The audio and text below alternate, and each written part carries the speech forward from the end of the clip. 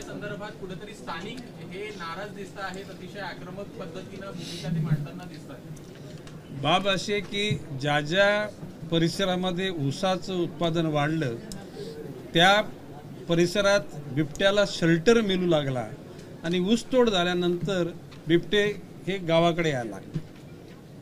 गेल्या 20 दिवसांमध्ये 3 घटना जुन्नर जी फॉरेस्टची परिसर आहे त्या ठिकाणी घडल्या आणि एका कुटुंबातले 2 घटक गेले।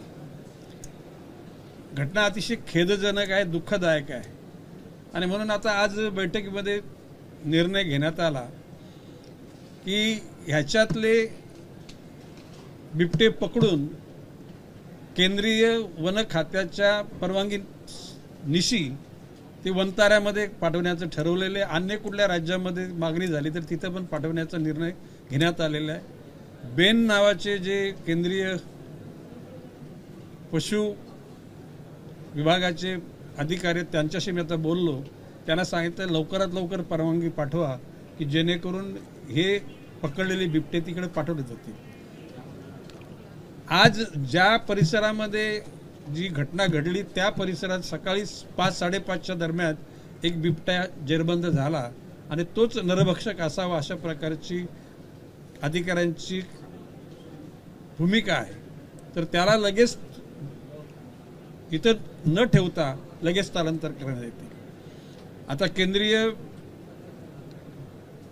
वनमंत्र्यांच्या बरोबर शक्य झालं तर माननीय मुख्यमंत्री, दोन्ही उपमुख्यमंत्री, मी आणि वन विभागाचे वरिष्ठ अधिकारी आणि तिथल्या त्या ज्या परिसरामध्ये या घटना घडतात म्हणजे प्रामुख्याने पुणे जिल्हा, नगर जिल्हा यातल्या लोकप्रतिनिधींना, आजी माजी सर्वांना घेऊन त्यांच्या सर्व भावना केंद्रीय वनमंत्री महोदयांना सांगून त्याच्यावर उपाययोजना करण्याचं निश्चित केलेलं आहे। दुर्गामी म्हणजे लॉंग टर्म आणि शॉर्ट टर्म अशा 2 प्रकारच्या उपाययोजना करण्याची भूमिका घेतलेली आहे। आता ज्या जंगलाच्या बाजूला जी काही घरं आहेत त्यांची गोठे आहेत, गोठे म्हणजे जिथे बैलांना वगैरे, तर त्यांना सौर कुंपण देण्याची भूमिका घेतलेली आहे।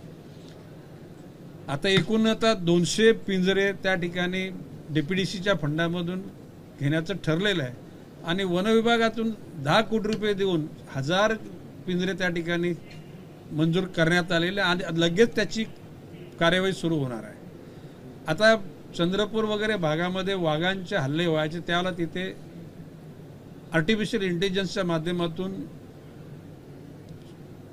सॅटेलाइट बरोबर कनेक्टिव्हिटी ठेवून अशा प्रकारची यंत्रणा उभारली की तिथे बिबट्याचा वावर झाल्यानंतर सायरन वाजतो आणि मोठ्या प्रमाणामध्ये लोकांना जागृती निर्माण करता येते। आता हे बिबट्यांचे हल्ले हे अंधारामध्ये होतात म्हणून दिवसा उजेडीस त्या परिसरातल्या लोकांना वीज पुरवठा करावा म्हणजे उसाला पाणी देण्याकरता आणि ते दिवसा वीज पुरवठा त्यांना त्या ठिकाणी सुरू झालेला आहे।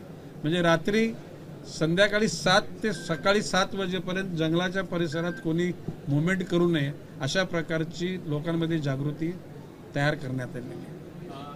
येत्या बुधवारी म्हणजे आता परवाचा नाही त्याच्यानंतरच्या बुधवारी मी त्या परिसरामध्ये ज्या ठिकाणी घटना घडल्या तिथे जाऊन पुणे शहरामध्ये सगळ्या लोकप्रतिनिधींच्यावर बैठक घेणार आहे आणि आता ह्या मधल्या काळात आता दूरगामी त्याची काय व्यवस्था आणि झटकन म्हणजे आता तातडीनं काय व्यवस्था याची पुन्हा चर्चा पुण्याच्या वन विभागाच्या कार्यालयामध्ये होणार आहे।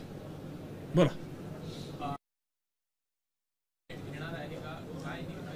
हे बघा बाब अशी आहे की मला त्यांच्या झालेल्या या दुःखातून यातना या निश्चितपणे सगळ्यांना माहिती आहेत आणि त्या लोकांनी त्राग्याने बोलणं त्या गोष्टीला कोणी पायबंद घाल। मी फॉरेस्टच्या पोलीस अधिकाऱ्यांना सांगितलं की फॉरेस्टची जीप जाळली तुम्ही गुन्हा दाखल करून घ्या, कोणाला अटक करू नका। फॉरेस्टचं कार्यालय जाळलं कोणावर कारवाई करू नका। लोकांच्या भावना तप्त आहेत, प्रक्षुब्ध आहेत आणि म्हणून अशा वेळेला कुठल्याही तरी कायद्याचा बडगा उगारावा म्हणून ते नाही उगारायचं। त्या लोकांना निश्चितपणे ते कोण आहेत त्यांना उपदेश करून शेवटी ही प्रॉपर्टी ही जनतेचीच आहे. म्हणजे एखाद्या पोलीसच्या अधिकाऱ्यावर हल्ला केला की वन विभागाच्या अधिकाऱ्यावर हल्ला केला त्याच्यातून हे प्रश्न सुटणारे नाहीत.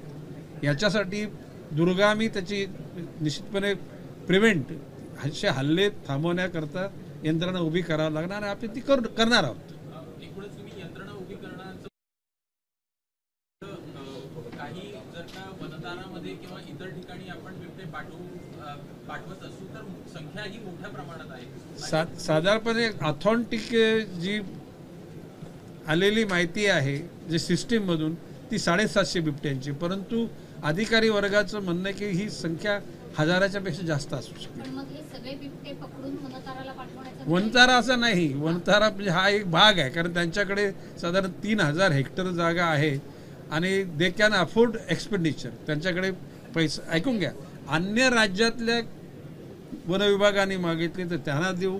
खरं म्हणजे खाजगी अशा प्रकारची जसे वनतारा जसे म्हणजे रिलायन्सचं आहे तशा प्रकारचे अन्य खाजगी उद्योजकांनी अशा प्रकारची सेंटर्स उभे करायचं ठरवलं तर केंद्र सरकारची परवानगी घेऊन त्यांना सुद्धा वन्य प्राणी त्यांना प्रोव्हाइड करण्याचं निश्चितपणे मानस आहे.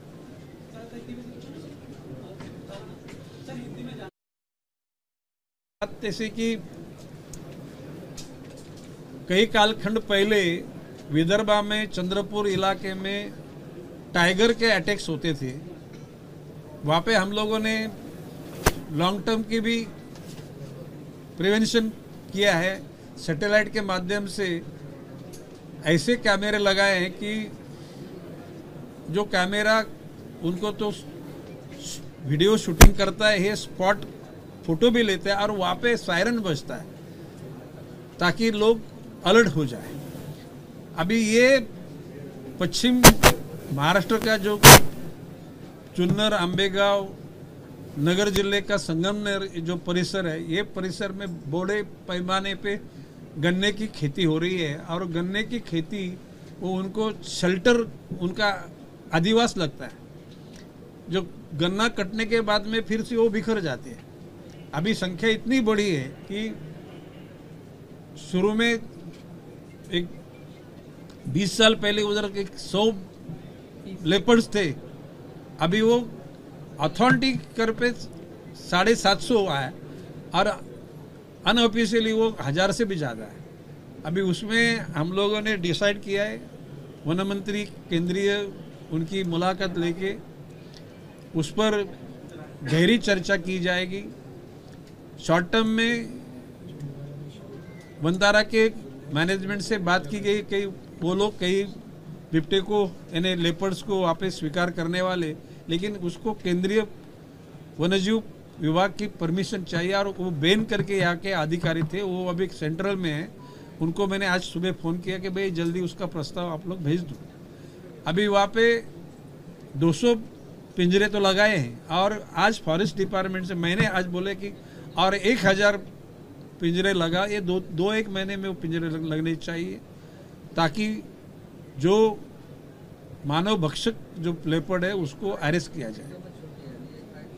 अभी लोगों की जो भावना है वो भावना को मैं समझ सकता हूँ कि जिसके परिवार का कोई घटक ऐसे हादसे में निकल जाता है तो वो लोगों के ऊपर आसमान ही फटता है. अभी उस इलाके में वन विभाग की गाड़ी जलाई, वन विभाग का ऑफिस जलाया.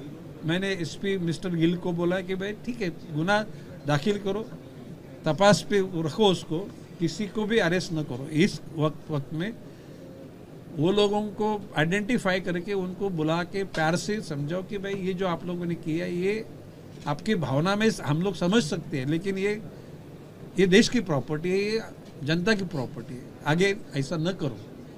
उनको उपदेश किया जाएगा और वही उचित है. अभी इस कालखंड में यदि उन पर कार्रवाई की जाएगी तो मैं समझता हूँ ये उनके भावना के साथ खेल होगा. जो अभी 1000 लोगों में 1-2 लोग ऐसे दिमाग फेरे होते हैं तो 1-2 लोगों को दिमाग फेरे लोगों को नज़र में लेते हुए अपन सभी लोगों पे लाठीचार्ज करना, कोई फायरिंग करना ये उचित नहीं है। और वो लोगों की भावना को अपन सम्मान करना चाहिए। मैंने डेफिनेटली एआई के माध्यम से सैटेलाइट का भी लिया जाएगा। और मैंने वो इलाके में जो भी सुविधा, यानी वन रक्षक चाहिए, पिंजरे चाहिए, गाड़ियाँ चाहिए, कैमरा चाहिए, जो चंद्रपुर इलाके में जो सिस्टम लगाई है वो सिस्टम पूरा इधर जो पुणे और नगर जिला में इसका ज़्यादा प्रादुर्भाव इधर लगाओ, ऐसा मैंने सख्त आदेश दिया है। इतने जो आमदार है क्या अब तक क्या सरकार के पास कोई आंकड़ा आ पाया अब तक डेंगू के हमले के चलते कितने लोग घायल हुए हैं, कितने लोग की मौत हुई, आंकड़ा पता नहीं चला? नहीं, बात ऐसी है कि अभी ये 20 दिन में 3 लोगों की मृत्यु हो गई और ये दुखदायक है। और वो लोग अभी रास्ता भी कल रोक के बैठे थे, उनके भावना से हम लोग के अलग नहीं है।